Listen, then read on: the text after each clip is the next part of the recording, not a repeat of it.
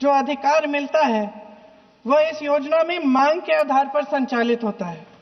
मतलब जहां जहां रोजगार की मांग है वहां इस योजना द्वारा 100 दिनों का रोजगार अनिवार्य है, देना अनिवार्य है। इसके साथ साथ केंद्र से इसके लिए जो पूंजी जाती है वो भी मांग पर आधारित होती है।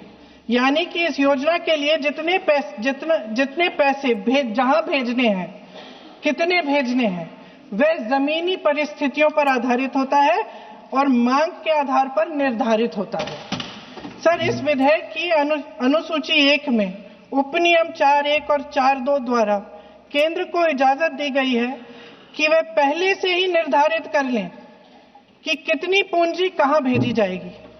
इससे संविधान के 73वें संविधान संशोधन को नजरअंदाज किया जा रहा है। सर महोदय, इसके जरिए ग्राम सभाओं को इस योजना की मांग की जमीनी परिस्थितियों के आधार पर तय करने का पूरा अधिकार दिया जाता था। आज वो अधिकार कमजोर किया जा रहा है। सर आखिर बात है, एक मिनट, जब आप इस पे पूरी डिटेल चर्चा हो तो आप डिटेल बोलना। इस पे आपकी अभी एक शुरुआत है। सर जो हमारे संविधान की जो मूल भावना है कि हर एक व्यक्ति के हाथों में शक्ति होनी चाहिए, वही मूल भावना पंचायती राज में है और उस मूल भावना के विरोध है ये जो अधिनियम जो ये विधेयक आ रहा है। सर, इस विधेयक के जो प्रबंधन है इससे रोजगार का जो अधिकार है, कानूनी अधिकार है, वो कमजोर हो रहा है। वो हमारे संविधान के विपरीत है। सर ये हमारे इसी सदन ने ये कानून बनाया और इसी सदन ने ये अधिकार जनता को दिया है। ओके। सर एक और है सर, महात्मा गांधी मनरेगा में 90% अनुदान केंद्र से आता था। इस विधेयक द्वारा ज्यादातर प्रदेशों में अब 60% आएगा, इसको घटाया गया है। ओके। सर इससे प्रदेशों की अर्थव्यवस्था पर बहुत भार होगी और खास तौर से ये वे प्रदेश जिनकी अर्थव्यवस्था पहले से ही केंद्र की ओर से जीएसटी के बकाये के इंतजार में है। ओके, माननीय सदस्य। हो गया। सर इस विधेयक द्वारा केंद्र का नियंत्रण बढ़ाया जा रहा है और जिम्मेदारी घटाई जा रही है।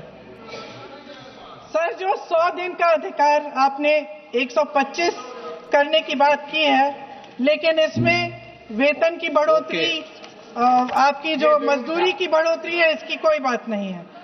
माननीय सदस्यों, सर ये सही बात है कि अभी तक जो बकाया है वो ही पूरा नहीं हुआ है। माननीय सदस्य गणों, मैं आपसे आग्रह सर आखिरी बात ये है सर कि हर योजना का नाम बदलने की जो सनक है ये समझ में नहीं आती है। सर जब ये किया जाता है तो सरकार केंद्र को पैसे खर्चने पड़ते हैं। माननीय सदस्यों, मैं आपसे आग्रह करता हूं, ये सर आप पोस्टर रख दे नीचे। मैं ये रख दूं? नहीं, आप पीछे वाले माननीय सदस्य। आप 72 में नियम में विरोध कर दें आप। सर आखिरी पॉइंट है कि बिना चर्चा के, बिना आवेदन की सलाह लिए इस तरह से जल्दी में विधेयक को पास नहीं होना चाहिए। सर ये विधेयक वापस लिया जाना चाहिए। इसके बदले में सरकार को एक नया विधेयक पेश करना चाहिए। खत्म करूं? महात्मा गांधी जी मेरे परिवार के नहीं थे, लेकिन मेरे परिवार जैसे ही हैं और इस पूरे देश की यही भावना है। सर इस पूरे देश की यही भावना है।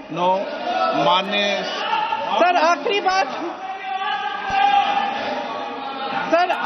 बात यह है कि गहन जांच पड़ताल और व्यापक चर्चा के लिए इसे कम से कम स्थायी समिति के पास भेजा जाना चाहिए और कोई विधायक किसी की निजी महत्वाकांक्षा, सनक और पूर्वाग्रहों के आधार पर न तो पेश होना चाहिए और न ही पास होना चाहिए।